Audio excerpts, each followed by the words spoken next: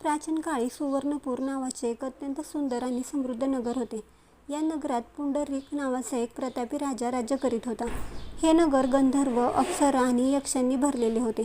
तिथेच ललित नावाचा एक गंधर्व आणि त्याची पत्नी ललिता नावाची गंधर्वी राहत होते. हे दोघेही एकमेकांवर जीवापाड प्रेम करत होते.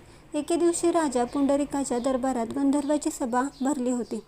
ललित तिथे आपले गायन सादर करीत होता.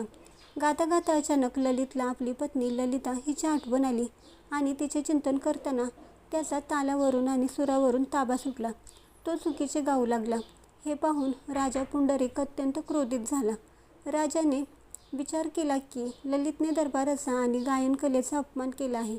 रागाच्या भरात राजाने ललितला शाप दिला की तू आपल्या पत्नीच्या मोहात अडकून कर्तव्यात चुकला आहेस, म्हणून तू आता राक्षस होशील.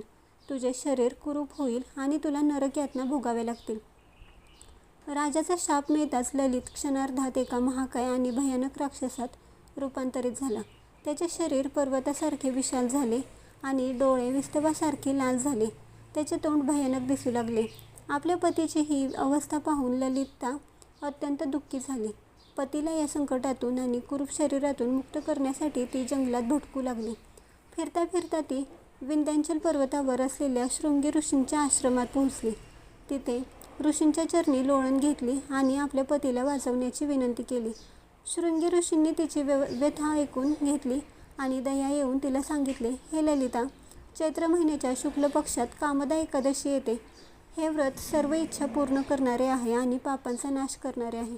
तू जर हे व्रत विधिवत केलेस आणि त्याचे पुण्य तुझ्या पतीला अर्पण केलेस तर तो या राक्षस योनीतून मुक्त होईल. ललिताने ऋषींच्या सांगण्यावरून चैत्र शुक्ल एकादशीला म्हणजेच कामदा एकादशीला कडक उपवास केला आणि भगवान विष्णूंची पूजा केली. रात्री जागरण केले. दुसऱ्या दिवशी द्वादशीला तिने विष्णूंच्या चरणी प्रार्थना केली, हे देवा, मी जे काही पुण्य या एकादशीच्या व्रतातून मिळवले आहे ते सर्व माझ्या पतीला मिळावे, जेणेकरून माझा पती राक्षसी शरीरातून मुक्त होईल. पुण्य अर्पण करताच क्षणार्धात ललितचे राक्षस शरीर नष्ट झाले आणि तो पुन्हा आपल्या दिव्य गंधर्व रूपात आला. तो पूर्वीपेक्षाही अधिक तेजस्वी दिसू लागला आणि आकाशातून देवांनी पुष्पवृष्टी केली. ललिता पुन्हा सुखाने राहू लागले. शेवटी त्यांना वैकुंठ प्राप्त झाले. कामदा एकादशीचे हे नाव पडण्यामागे हेच कारण आहे. ही एकादशी भक्तांच्या सर्व इच्छा पूर्ण करते. माणसाकडून रागाच्या भरात किंवा अज्ञानाने झालेल्या चुकांचे प्रायश्चित्त करण्यासाठी हे व्रत प्रभावी मानले जाते.